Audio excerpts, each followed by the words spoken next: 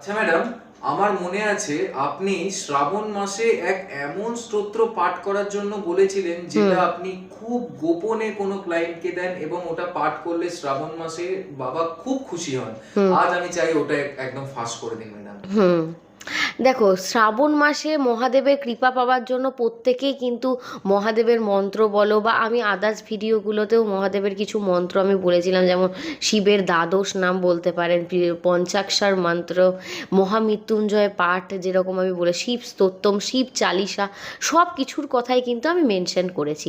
এছাড়াও শুধু শ্রাবণ মাস নয়, মহাদেবের কিন্তু এটা খুবই একটা প্রিয় স্তোত্রম বলা যেতে পারে। এই স্তোত্রমটা পাঠ করলে কিন্তু মহাদেবের মানে অনন্ত আশীর্বাদ পাওয়া যায়।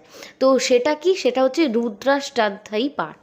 তো অনেকে আপনারা বলবেন, ম্যাডাম আপনি কেন স্ক্রিনে এটা বলে দিলেন না, এটা কিন্তু আমার শর্ট ভিডিও, সেরকম বড় ভিডিও না। আপনারা এই মন্ত্রটা অনেকটা বড়, আপনারা গুগলে যদি রুদ্রাষ্টাধ্যায়ী পাঠ বলে লেখেন মন্ত্রটা চলে আসবে। গুগল শুধু নয়, ইউটিউবেও সার্চ করলে কিন্তু আপনারা গান পেয়ে যাবেন। 1 থেকে 1.5 ঘন্টার কিন্তু এই পাঠ রয়েছে। তো আপনারা শুনতেও পারেন, বা শিব যখন পুজো করছেন সেটা চালিয়ে যদি আপনারা বসে ধ্যান করেন সেই সময় খুব ভালো ফল কিন্তু পাওয়া যাবে। তো এই রুদ্রাষ্টাধ্যায়ীটা কি? এটা হচ্ছে একটা যজুর্বেদের অন্তর্গত 8টা অধ্যায় বিভক্ত কিন্তু একটা পবিত্র স্তোত্রাম। এখানে ভগবান শিবের রুদ্র রূপের যে স্তব আছে সেটাই করা হয়। তো একে বলা হয় শিবের সবচেয়ে প্রিয় পাঠ, কারণ এই স্তোত্রে শিবকে কিন্তু সর্বশক্তিমান, সর্বব্যাপী আর সৃষ্টির আদি তত্ত্বরূপে কিন্তু বর্ণনা করা হয়েছে।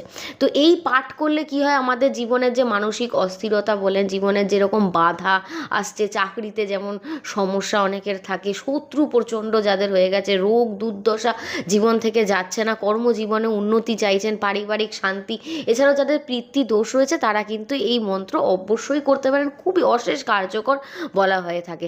শুধু শ্রাবণ মাসে নয়, অন্যান্য দিন বা সোমবার দিনকেও আপনারা করতে পারেন। তবে বলা হয় শ্রাবণ মাসে শিবলিঙ্গে জল ঢেলে যদি এই পাঠ করা হয় তাহলে কিন্তু ফল আরও বেশি পাওয়া যায়। প্রতিদিন না পারলেও সোমবার বা শ্রাবণের যে বিশেষ দিনগুলো আছে সেই দিনে পাঠ করার চেষ্টা করুন, বা পাঠ যদি নাও করতে পারেন আপনারা ইউটিউবে অবভিয়াসলি শুনতে পারেন।